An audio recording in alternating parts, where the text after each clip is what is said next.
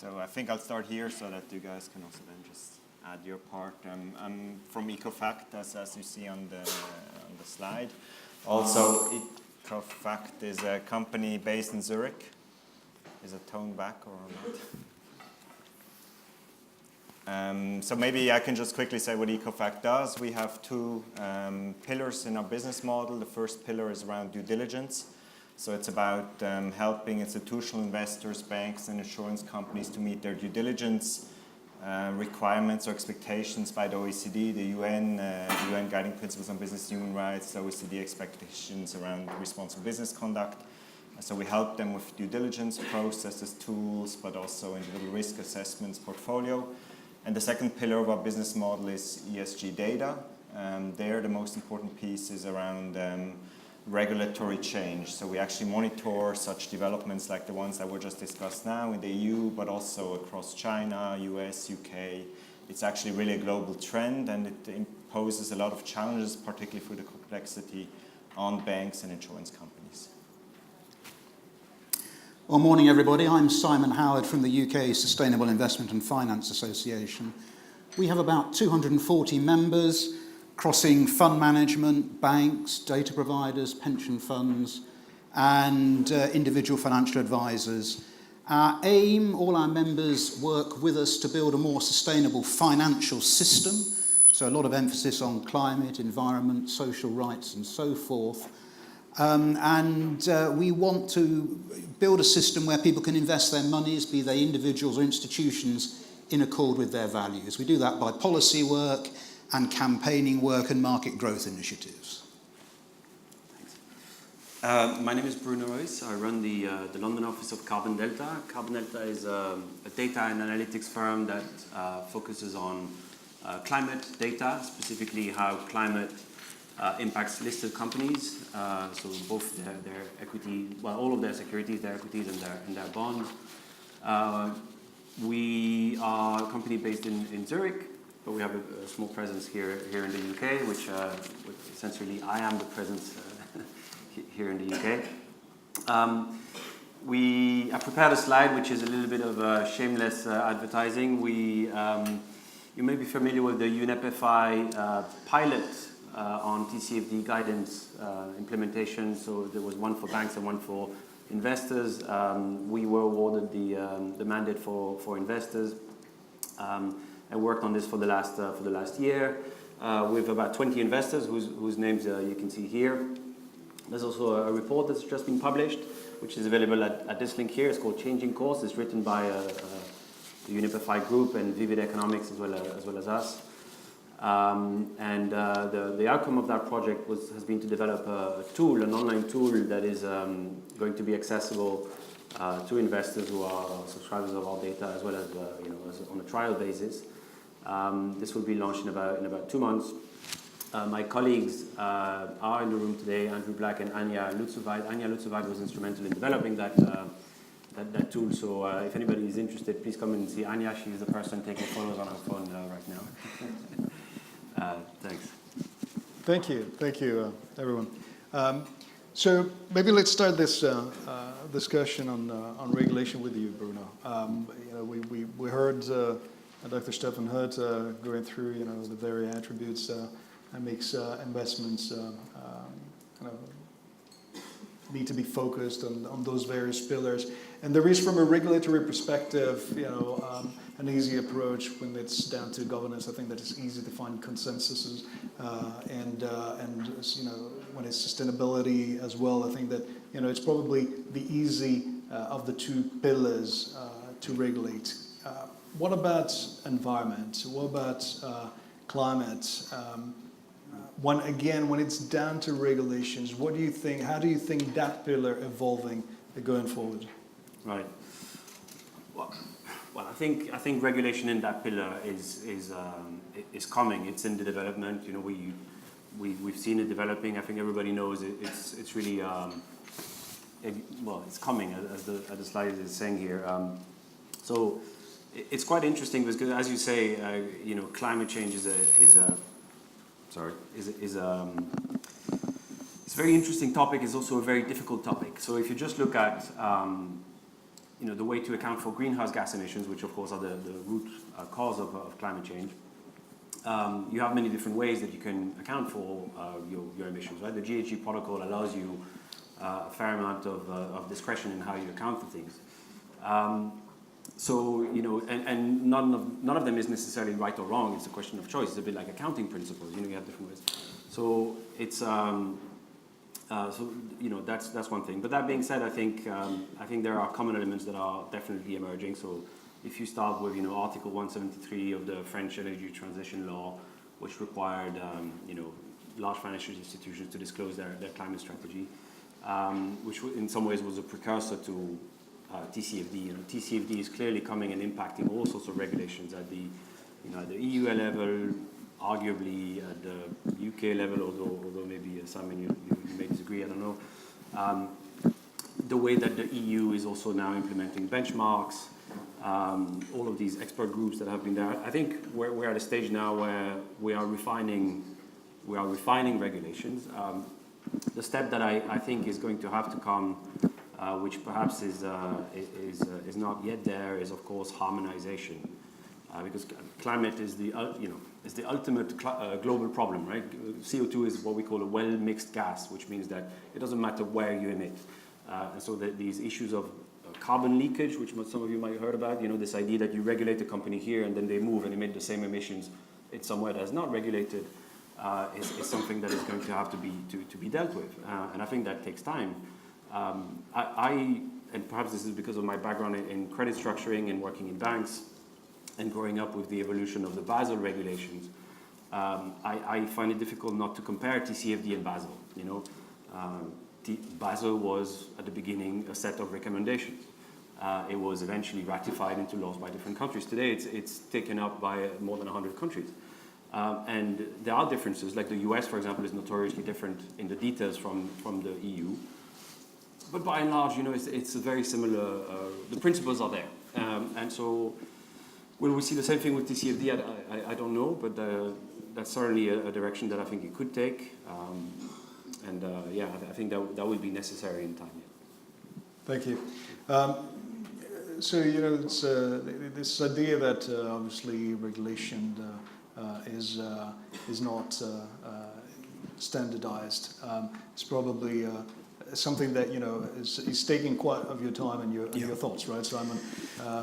What can you see as common denominator along those regulations and the attempts to standardize that? I think I'll need to talk about what's going on in the UK, if that's all right. So I've got a slide. Can we get that up, or is that going to be impossible? Please, I think that we'll get that. Okay. So there we are. Let's stop there. I won't touch on the EU stuff. I think Stefan handled that pretty well. But perhaps if we do a deep dive for a couple of minutes into the UK, just so all of you who've got to operate in the UK, if perhaps you're not familiar with what's going on, you'll understand the context. So the first bullet there, Prudential Regulation Authority supervises the banks and insurers. Earlier this year, they issued a supervisory statement, which these firms will have to follow. And it's pretty good, it's pretty detailed. So among the elements in that, the banks and insurers will have to have a named individual who manages the climate risk for that organisation. It is to be managed as part of the standard risk processes using scenario analysis. So your point about harmonisation, which scenario do we use? That is a debate to have in the fullness of time, but I think more important now is the banks and insurers start doing it. Dropping down into the detail there, there's a very important comment that the banks and insurers shouldn't assume their assets will be liquid at all points. Now that's common sense, that's from the global financial crisis, but they're talking here in the context of climate-exposed assets. The risk of a Minsky moment that the bank or the insurer assumes they can get out of their venture capital or their listed climate-exposed assets, but suddenly, bang, they can't. And this will have the effect, obviously, of bringing forward the risk of that market impact. So really good stuff coming out in the UK from the PRA for banks and insurers. Second bullet point, basically every pension in the UK is now going to have to start considering ESG, including climate change. That phrase is now appearing in the regulations. So if you're supplying data to fund managers who are managing pension funds, if you are a fund manager managing pension funds, you are going to have to do this. Your clients are going to have to do it. And interestingly, although some changes coming in for trust-based schemes this year, potentially a bigger change is next year when contract-based schemes will have to report publicly on their approach to ESG, including climate change. And obviously, once it's in the public domain, the media will pick it up, the campaigners will pick it up, they'll start comparing A against B. Third bullet point, stewardship, a different way of approaching it. The UK FRC has issued a draft stewardship code. It's outcomes focused. It's not going to be a matter of saying, oh, we voted 538 times and had 2 meetings. You're going to have to report on what you achieved. So that's ramping up the scale. Interestingly, the draft stewardship code has as an ambition going further than the shareholder rights directive, which is in the same area coming out of Brussels. And then finally, the green finance strategy will be delivered later this year by the government. This is, as it says, it's a strategy to boost green finance and get capital moving. It's likely to touch many regulatory levers. It's likely to shape the environment. Was it 2 weeks ago, the Climate Change Committee in the UK recommended we have a net zero carbon target for emissions by 2050, ramping up the pressure. Our belief is that the green finance strategy has been delayed to reflect that change because more is going to have to be done. So in the UK, that's just 4 examples of how regulation is coming. Implicit, yes, the debate on harmonisation is to come, but the UCSIF view and what we're trying to implement with our work with government and regulators is it's far more important to start activity. You know, we're in the territory where I think perfect is the enemy of the good. Let's start getting something done. And increasingly in the UK, it is being done. So regulation's a definite help for our cause, and the movements in the UK are positive. I'll leave it there, Roberto. Thank you, Simon. Olivier, I'm going to ask you a question and give you the opportunity actually to present a little bit EcoFact in more detail. And the questions will be, around these UN Global Compact principles that, have become some form of norm. I'd like to see, your point of view, as part of, what you do guys at EcoFact, how those eventually could evolve, and whether there's a need for evolution of those principles. But tell us a little bit about EcoFacts first. I was asked to also answer the question whether index providers should exclude controlled weapons and speak a bit about the controlled weapon part. I think it's more interesting for the audience than if I speak about our company. I also have one slide. I don't know. It is there. No, that's probably... That's my second slide. Never mind. Mm-hmm. So it's the EcoFact slide.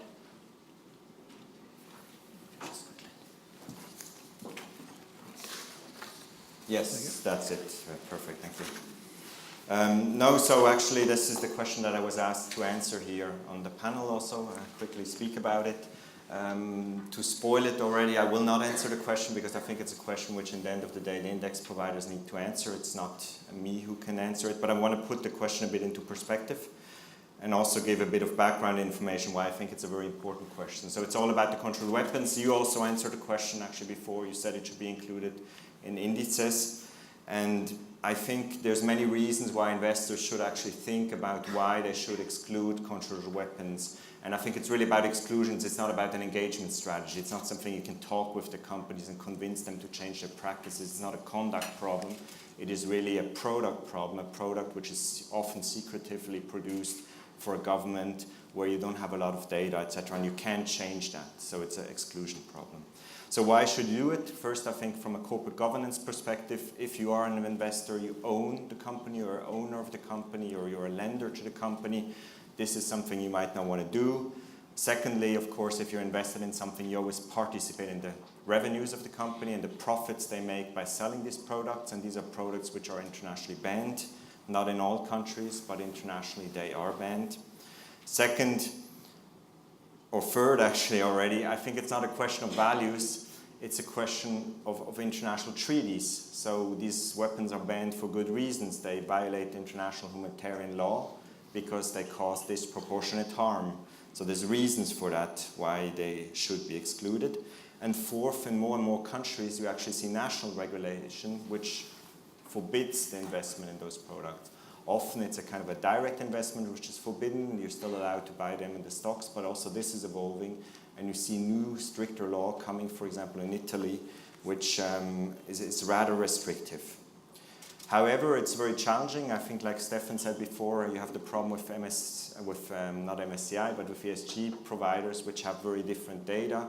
From each of them, you will get different lists. This is because there's unclear definition what actually a cluster munition is, for example. It's different interpretations of that.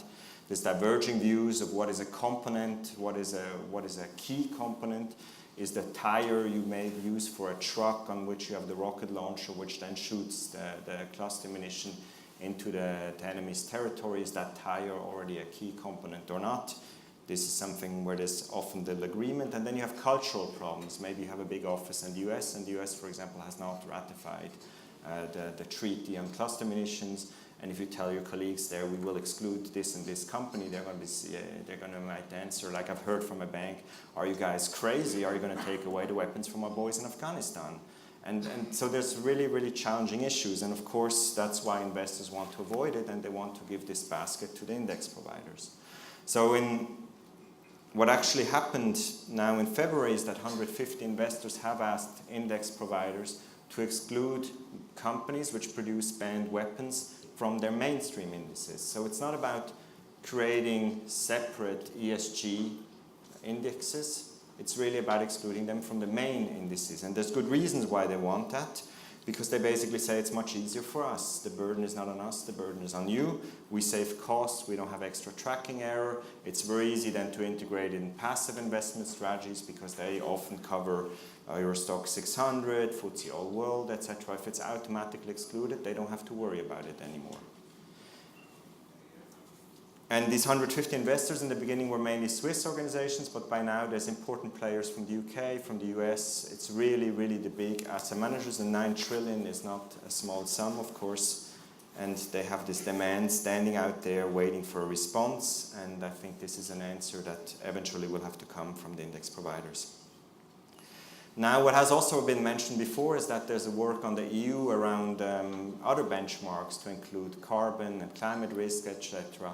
And there's a similar philosophy. The idea is, instead of forcing thousands of institutional investors and pension funds to move away from the mainstream indices, why not just adapt the indices? Because then you only have to kind of convince 4 or 5 large global companies, maybe a bit more, and the entire market will move right away. So these are also discussions which are out there, and they're sometimes a bit scary. If you have very business-oriented mind, you think like this is not the purpose of an index, but these are demands which are out there in the public, and they might come from regulators. Again, I think you will have to have responses for such demands.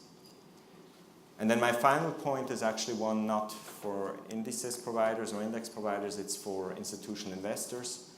I think institutional investors now need to really think about due diligence because they cannot just wait for index providers. The index providers might not react. They might react in different ways later. But already now, as an institutional investor, you face due diligence expectations. The UN Guiding Principles on Business and Human Rights apply to investors. The OECD has specific guidance for institutional investors on responsible business conduct. So you are expected, not legally required, but you are expected to conduct due diligence. You are expected to respect human rights. It's the responsibility of governance to protect human rights, but it's the responsibility of the private sector to respect human rights. So these are things which are already expected. You have court cases around it. You have complaints in front of national contact points of the OECD around it, where institutional investors have been criticized for specific investments. You should do that today, and it's much broader than just climate. It's also on labor standards, and it's on human rights issues, etc. It's all defined in OECD documents. So to close this very brief input, thank you, Roberto, for this. I think there's a call for action both on institutional investors. I've made that before. You need to think about what your role is and how you can serve your clients and whether it makes sense or not. And then secondly, to institutional investors, where I think ignoring such expectations today, because it's not legally binding, is still an option, but it is a risky option. Thank you very much. Thank you. Right, so I like your point, right? We want to make it mainstream, and that was the intention. And as I said at my introduction, we, as index provider, believe that we have a leadership role to take, and we definitely move in that direction. So, yes, institutional investors have to, right? You mentioned that. But we're talking about regulation. So is that self-regulation superseding eventually a regulation that will come from authorities with a political layer? And beyond that, what is more? What should we aim at? Rather a very well self-regulated environment, or waiting for the authorities to come up with solutions that, and that would be my second question, is correlated to that, which in the past, in other instances, for instance, not necessarily in the ESG aspects, but in other aspects, the political layer tends to undermine a little bit the entire purpose or diminish it. So what do you think, and for you, and for Bruno and Simon, of course, as well, what do you think is best? All these initiatives to come and find a common ground and supersede the political decision, or should we just hope for a political decision that creates a norm? It's a difficult question to answer. I think it's amazing what has happened on a voluntary basis. If you listen to Stefan's presentation from Global Investors, I mean, if you just see how much is achieved, it's really amazing. But if you look at it at a global level, the question is, how much have we really achieved? Dennis Meadows, who's one of the authors 40 years ago of this I don't know the English title, but it's Boundaries of Growth book, where they said, okay, we basically have a few decades to solve this problem, otherwise we'll really run into trouble. He was not too long ago in Zurich, and then somebody made the point there, but look what we have achieved in sustainable finance, and then he said, well, I don't care. What I see is that CO2 emissions are increasing, energy use is increasing, emissions are increasing, and ever quicker pace. So actually, under the bottom line, we haven't achieved anything. It's getting worse and worse. So the question is, and I think that's what France said, which is one of the first governments that actually moved on mandatory laws, is that they said, well, if we wait for voluntary action, we will be at 2%, 4%, 6%, etc. And then we have a science telling basically the policymakers, we have 10 years left to solve this problem, otherwise we're kind of never going to meet the 2-degree objective.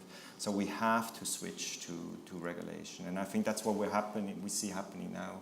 In the EU, this idea we need to move, otherwise it's not going to happen. UK, the same thing, a country which is moving very quickly. But it's really a global trend, and I think it's just going to come. And unfortunately, the financial sector is in a situation where people believe it's very powerful, which is maybe not always true, but sometimes it is.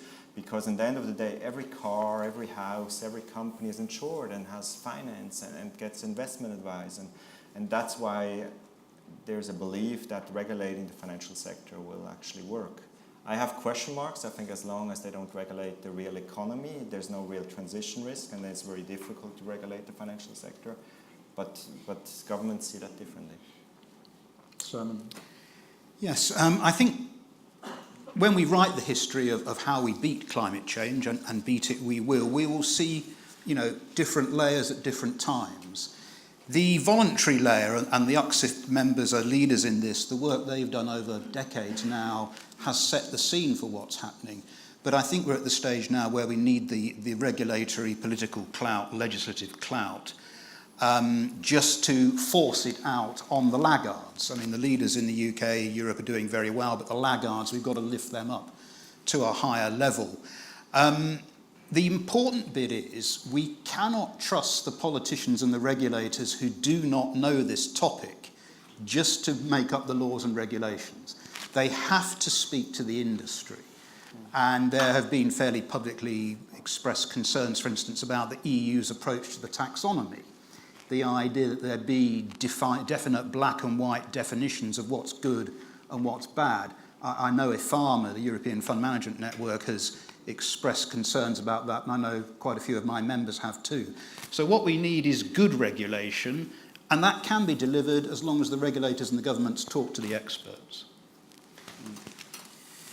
I think it's important to draw the distinction between policy and regulation, right? So not all policy is regulation. You can have all sorts of nudges or incentives or self-regulatory or movements that amount to policy and that don't necessarily amount to regulation. I think clearly we need policy, right? It's very clear that, and I'm speaking for climate here because this is what I know, there's a market failure there. So we need policy, we need some intervention. Whether it has to be hard regulation in the form of something associated with fines, I think that of course is the difficult question, and people in the audience will have different opinions.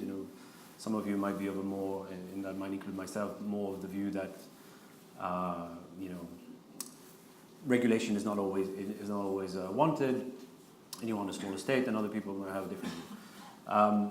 I think what's clear to me is that we need a set of incentives, because some people just don't care, and we need people to do the right things, even if it's for the wrong reasons. I think we definitely need some set of incentives, and sometimes this idea of shadow of hierarchy is enough, right? So what academics call the shadow of hierarchy is, you do the right thing, otherwise we'll come in, we'll step in and regulate. And I think in some cases that's enough. But I think what's clear is that another thing that we've talked about is whether regulation can achieve, for example, in the case of climate, the forward-looking measures that we want. I think you're going to have some amount of regulation there. You're going to have some framework. You don't get harmonization at the level of the planet without something hard there. But I think the policy mix doesn't have to be 100% regulation. As far that would be my opinion on this. Okay. Well, rebounding on that and what Simon said as well, then do you think that you, for instance, as an expert in carbon emissions topic, are you listened to by the regulator? Are you solicited eventually by regulators in that field? Yes, I would definitely say we are. Just to take an anecdotal evidence or an example, Dr. Herter, who was just giving his talk earlier, wearing his hat as a member of the technical expert group at the EU level, invited us, Carbon Delta, to talk about indices. So I definitely think that we are. We don't. So again, anecdotal evidence. We don't always necessarily, we exchange ideas, and sometimes we don't have the same ideas. So I think, we had some ideas about how this benchmark could be done, which in the end were I think not the direction that the group took. But that's fine. We're also familiar with. We're also happy with the fact that sometimes our ideas are not the best ones. Right? I think that's something that we need to have this humility.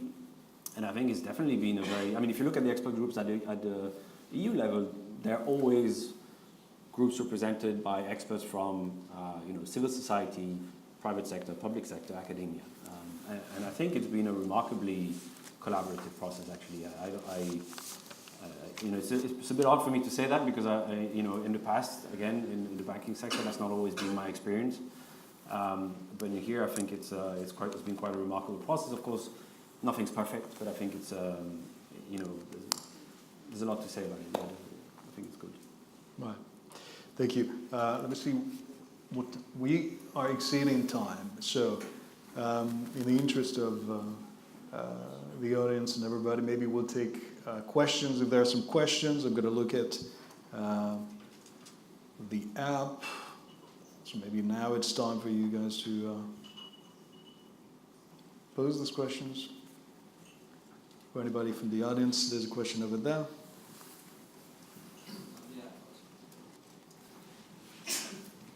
What does it take? Well, we launch. What will it take? Yeah. For index providers to make a change. Well, our exclusion approach is dealing with that. I think that there needs to be an understanding of you know, what the approach and is taken in order to exclude controversial weapon effectively. So do we stick with treaties, or do we go, or do we take a more progressive approach, understanding exactly what companies do, how they do it, how they provide, or how they collaborate in the field of controversial weapons, and it's at the moment, you know, not a consensus among investors. From the north to the south, you will hear a different view and a different opinion. So it's from an index provider perspective, it's obviously difficult to stand as the ruler or the judge, and being, you know, necessarily and obviously criticized by a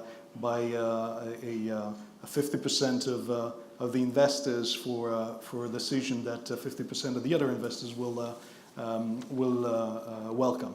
So, you know, maybe tying with the discussion that we had, there needs to be, you know, a consensus among the associations probably, and eventually then in a regulated manner for us to just act in the best of the financial community interest.